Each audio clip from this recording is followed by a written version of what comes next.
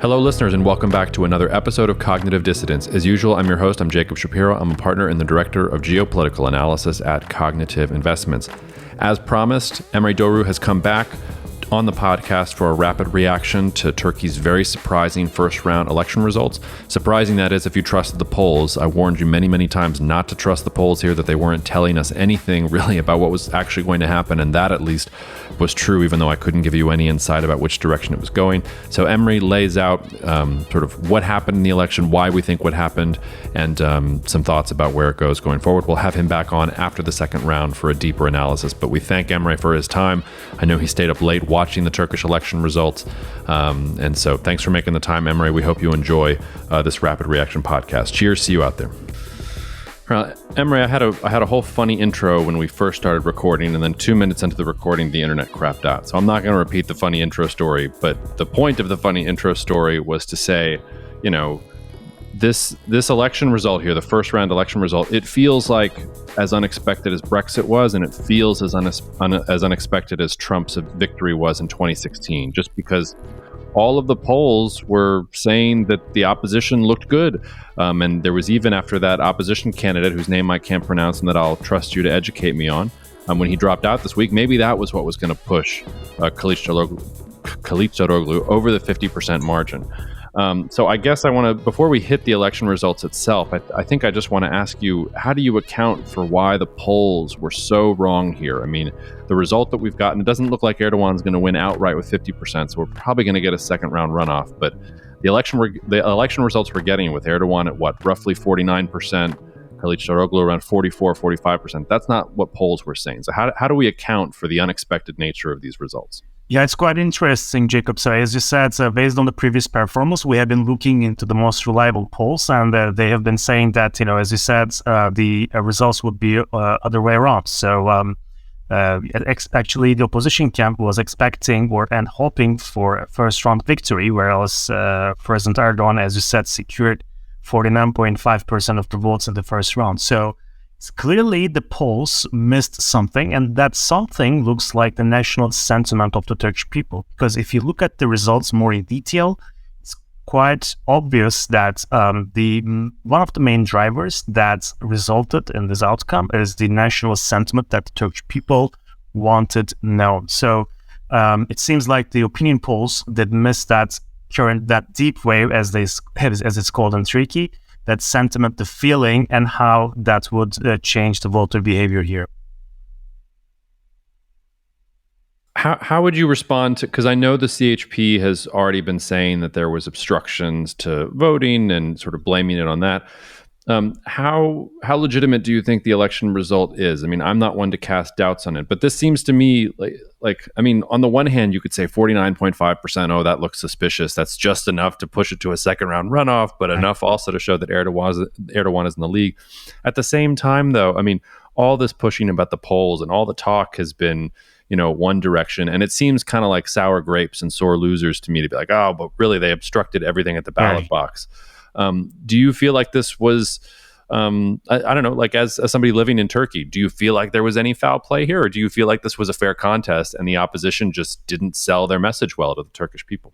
So, in terms of my data analysis and my observations, and also the observations of people around me, we haven't seen any obstruction in the voting and counting process. So it was a fairly peaceful and quiet voting process. I mean, there were, of course, a couple of incidents here and there, but for a close election like this one, it was a fairly quiet election. So that doesn't mean that the entire election period was fair. Of course, the government and President Erdogan used, most of the capacities of the states, of the government, making investments and, of course, launching big projects as an election campaign. And the opposition, of course, did not have that kind of possibility. But still, the electoral processes in Turkey is quite fair, and it's usually reliable. One thing, in addition to that, is that almost 90% of the people went to the ballot box. So it's one of the record turnouts in Turkish history, and I believe, one of the record turnouts around the globe. So a lot of people, both from government side and opposition side, They counted the votes. They waited until 6 a.m., 7 a.m. in the morning to make sure that all the votes are properly counted and submitted to the Supreme Election Board. So there is a lot of observation and a lot of monitoring in this process. And I don't agree with the allegations that the electoral process were obstructed. And I'm going to ask you an impossible question here, and let's see if you can dance around an answer, which is, Erdogan, even though he has had a very impressive showing, he did have lower vote share in almost every single province in the country compared to where he had before. So there was some evidence that voters had sour on Erdogan a little bit, and we'll see if that shakes out in the second round. But I was actually more struck by the fact that the CHP, they seemed to get they got around 25% of the vote. They seem to always get around 25% of the vote if you go back to recent Turkish presidential elections. And I was just wondering, do you think there was actually an opportunity for the opposition here, and it was just that Kılıçdaroğlu was underwhelming, or maybe some of the things that he said in the weeks leading up to the campaign really landed wrong, and as you said, went against that nationalist faction? Or do you feel like really the Turkish electorate had kind of already made up its mind, and there was nothing, it doesn't matter if it's Kılıçdaroğlu or anyone else, what the CHP said, like by and large, it was going to be Erdogan or some flavor of nationalist party that was going to be allied with him anyway, that was going to go forward. Do you think CHP had a chance here, or do you think it was really, actually they had a chance and it was the wrong candidate or the wrong message or something like that? In terms of the decrease in the Justice and Development Party, also known as the AKP's votes, we never expected those votes to be translated into the victory of CHP, because these are two different camps of political spectrum, right? So, and one of the things that this election made very obvious is that it's identity politics, nationalist feelings, attachment to a certain identity and political party that determines voter behavior. So despite all the hardships that the Turkish people experienced over the past few years, such as COVID-19, the earthquake, currency fluctuation, the record inflation, the economic fluctuations, everything, seems like most of the voters of the ruling camp stayed within the ruling camp. So that means there are some different transitions from the Justice and Development Party to minor parties, such as Renewed Welfare Party, which is a minor party, but it's like a more religious fundamentalist party. So they gained 2.8% of the votes, and they will be in the parliament with 5 seats. Most of the people didn't expect that. So it seems like there is a transition and a switch of votes within the opposition, within the government camp, and also within the opposition camp, but not between the two. So I don't think that it's because of the leader, but it's because of the ideologies and, as I said, identity politics. Yeah, that's such an important point. When I look at other things around the world, like for a really good place where this happens is when you get into a debate about Scottish independence, and people always trot out, well, economically it would be terrible for Scotland to try and vote for independence. Yeah, it was economically asinine for the UK to leave the European Union as well. There is something about when a politician or a political party can tap into that kind of feeling or sentiment that you're talking about, it overrides sort of base economic interests, I feel like. And to your point, in some ways, that is the real story of Erdogan. I mean, he came to power amidst an economic crisis with high inflation and everything else. But somehow he has created that emotional pull between himself and what he represents, and enough of the Turkish electorate that, he can have, I don't know what else he could have done badly to lose his position. I mean, inflation over 80%, the controversy around the earthquake. I mean, so many things have gone badly against him, but he still seems to have that emotional pull with a large, I mean, we can't call it a majority yet, but with a large bunch of the electorate. Yeah, I mean, regarding the earthquake, by the way, I mean, the results are also very interesting. I mean, it seems like most of the provinces in the earthquake supported President Erdogan for the presidential election, and also his Justice and Development Party as well. So, except for 2 provinces, which are Adana and Hatay, the other 8 provinces really supported President Erdogan. So it seems like his message that the earthquake was an act of God, and the government and President Erdogan himself is not responsible for it. And of course, President Erdogan will give the affected people new homes within 1 year, resonated very well by the people who were very affected, who lost their loved ones in that region. So that's, of course, an emotional subject. And of course, it's, for the people who live there, they also have this identical and ideological attachments to the President Erdogan and his political party as well. And this promise that he's going to give back what they lost was a major promise by the ruling camp. The fact that the opposition was not able to convince the voters there is something that I think they need to be thinking about. Yeah. As we look forward here, so the runoff will be in about a month's time. Do you think the opposition has a chance? Or is this really just going to be a coronation for another however many years of Erdogan's rule? It's going to be in 2 weeks, actually, on 28. So it's going to be in 2 weeks. So if you look at the polls right now, so it's 49% five for President Erdogan. And by the way, I think Erdogan gained a lot of legitimacy, in terms of international recognition and reputation as well, by accepting 49.5% of the votes as running for the second round. So it's an important point for the Turkish democracy as well.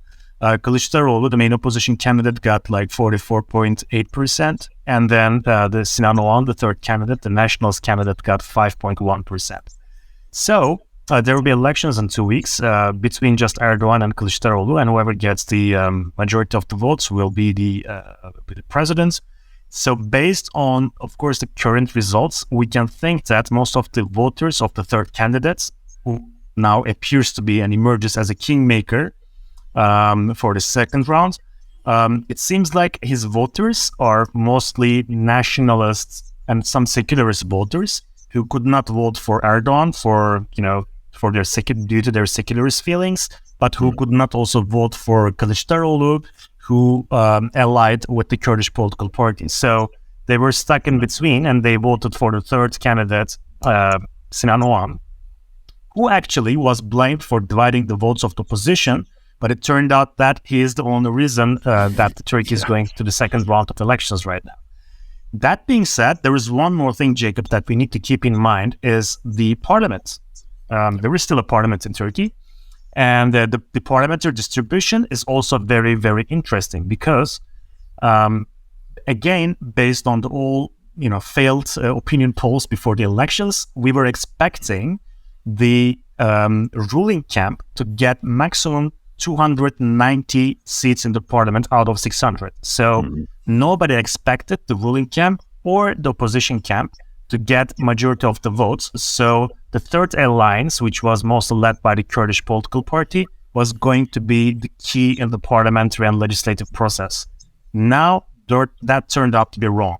So the ruling alliance, President Erdogan's political party, his nationalist movement party ally, and other minor political parties, they received, they got 320 seats in the parliament, which gives them a comfortable majority to pass any legislation except for the constitution. So now that the ruling camp has an absolute majority in the parliament, could also change Turkish people's voting behavior, because we haven't experienced this before. Okay, so we don't know how the Turkish people will react when there is a clear majority in the parliament. So we don't know if the Turkish people will give their votes to opposition to balance the parliament's power, or they're going to support the ruling camp again, not to create a imbalanced situation or more uncertainty. My bet is that they're going to vote for the ruling camp and President Erdogan. So probably we're going to see a clear victory in the second round. But of course, 2 weeks is a long time in Turkey and in politics in general. So there is a lot of negotiation to be conducted among these parties. So let's see what happens. No, that's a really important point as well. And we can get lost in the presidential election and miss that, well, there was a parliamentary election that was decisive for the AKP. Yeah. Does that sort of mean, let's do a hypothetical here. Even if the opposition had won the presidency, but then AKP had this majority in parliament, doesn't that effectively mean that the opposition wasn't going to be able to do anything anyway? That basically the structure that Erdogan has set up is going to continue with the executive presidency, and the AKP sort of continuing on with its project for Turkey? I mean, in that sense, that was where the real election was, right? I mean, the president at this point is just the figurehead if you have that majority in parliament. So the president has a lot of executive powers, and one of the things that he or she can do is, of course, to appoint high-level officials. And I think for investors and business people, this is quite important because the president can appoint the governor of central bank, the head of competition authority, head of stock market, whatever. So he has vast powers in terms of appointments and changing the entire bureaucratic system. Secondly, the president also has the power to prepare a budget and submit to parliament. Also has the power to issue presidential decrees and sort of using legislative powers to legislate certain things on administrative matters. So if the parliament is owned by the ruling camp, the current ruling camp, President Erdogan's political party and his allies, but the president is elected from the opposition camp, of course, the system will be in deadlock. And probably we're going to see another early election in a couple of years. And by the way, talking about the election, I think the next target of President Erdogan is the local elections that will take place next year in 2024. Because as you might remember, in 2019, the opposition camp won especially big cities, but also predominantly in Istanbul and Ankara. So it seems like the ruling camp will be working on regaining the power, the municipality, local governments in Istanbul and Ankara, and will probably aim for Izmir as well, which is a stronghold of the opposition party. So, things are still moving in Turkish political field. I'm glad you mentioned the investors and the other foreign observers who have been watching this closely. You saw a bump in Turkish equity, really all Turkish assets sort of in the last week or so, as people were expecting maybe the opposition was going to carry it out. Just looking right now, we're recording here. It's Monday morning Central Time in the United States. It's afternoon, evening there in Istanbul.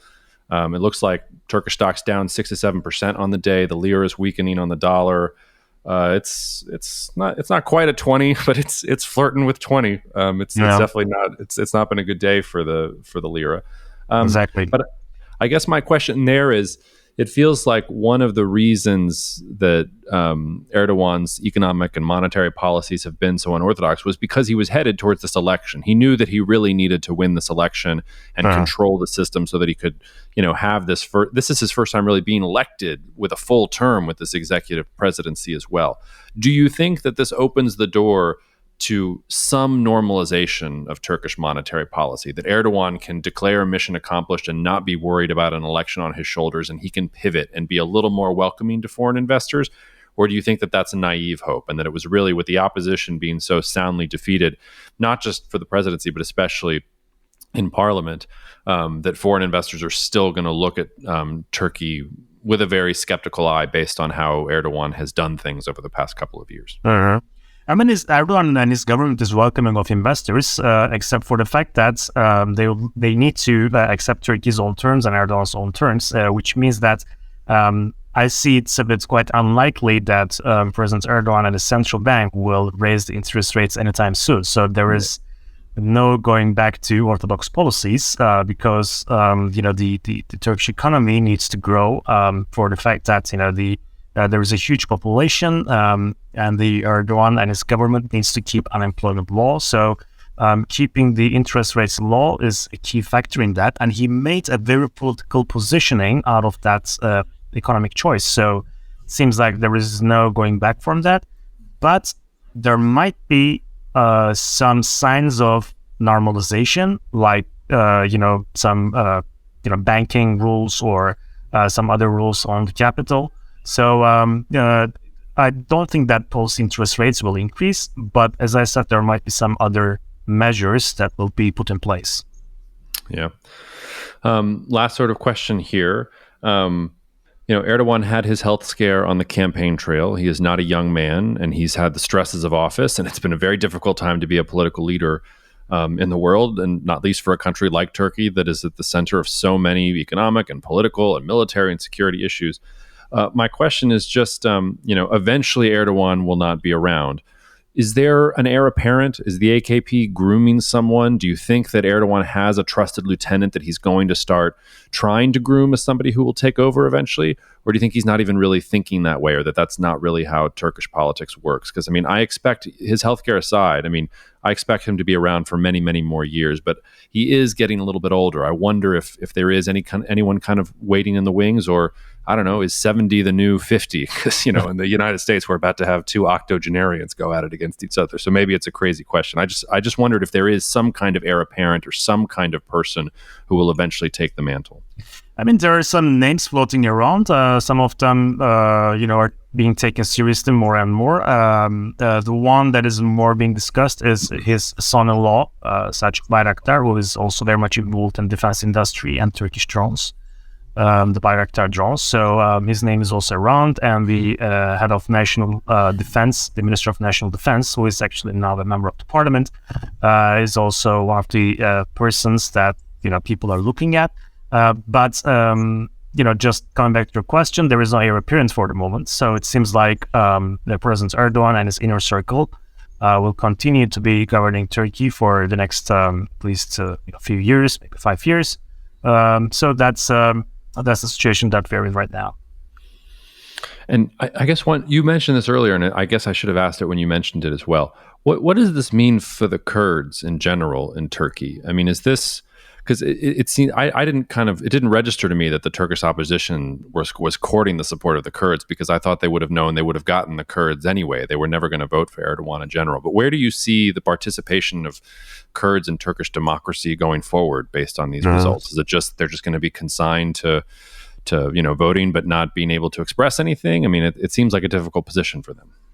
The Kurdish political party, which entered the elections under another political party name, because there were some legal questions about there was a constitutional court process going on. So they got 8.8% of the votes and 62 seats in the parliament this time. So it's quite a bit of gain for them. And they supported Kemal Kılıçdaroğlu. The Kurdish political party did not come up with its own candidates. So rather than that, they support Kemal Kılıçdaroğlu as the candidate. And when we look at the electoral map of Turkey, it seems like the Kurdish political party's support to Kemal Kılıçdaroğlu was full, right? So all the voters of the Kurdish political party, HDP, supported Kemal Kılıçdaroğlu, especially in the areas where the Kurdish voters are concentrated. That being said, so they're going to be in the parliament, but its previous chairman, Selahattin Demirtas, is still in jail, and it seems like he's going to be, in jail for because the government hasn't changed. That was one of the promises of the main opposition party and Kemal Kılıçdaroğlu. But since the government is not changing, and we're going to see what happens in the second round, but under current circumstances, seems like the Kurdish political movement is under a lot of stress. Well, to your point, it really underscores just how small a portion of the electorate the CHP has been able to attract, because if they're getting that full bore support from Kurdish parties and Kurdish parts of Turkey, and everybody else is going for Erdogan, even though Erdogan's had a difficult time, it just kind of underscores that. It was a hard trade-off for the main opposition, because on the one hand, Kemal Kılıçdaroğlu was able to get the support of the Kurdish voters, but of course, that came with a price, which is the fact that some secularist and nationalist voters who would normally vote for Kemal Kılıçdaroğlu said that, if you're aligning with the Kurdish political party, which is usually associated and affiliated with the outlawed terrorist organization called PKK. So the secularists, the nationalist secularist voters of the opposition said that if they are with you, we are not going to vote for you. So that was a hard trade-off. Yeah.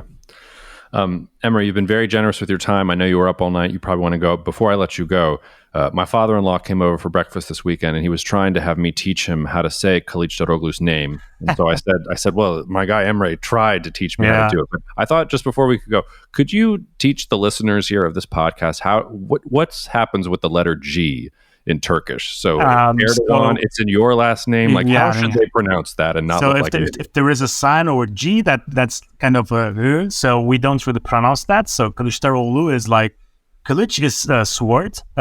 So Kılıçdar is like someone like swordman, and the Kılıçdaroğlu is like the son of the swordman. So it's that maybe can help our listeners to keep in mind Kılıçdaroğlu. What does Erdogan mean? It's not a noun that we use on a daily basis. Ad is like someone who's brave, and Erdogan is like someone who's born as brave. That's how can I translate? Yeah. Well, not a lot of optimism here for the opposition, but hey, at least Turkish can say his name means son of a swordsman. He wins the duel of names. So, Emre, thanks for taking the time. Thank you, Jacob. We'll take some time. We might do some more analysis this week, but certainly after the second round, we'll have you back and we'll dive a little bit deeper. So we appreciate you. With pleasure. Thank you so much for listening to the Cognitive Dissidence podcast brought to you by Cognitive Investments. If you are interested in learning more about cognitive investments, you can check us out online at cognitive.investments. That's cognitive.investments.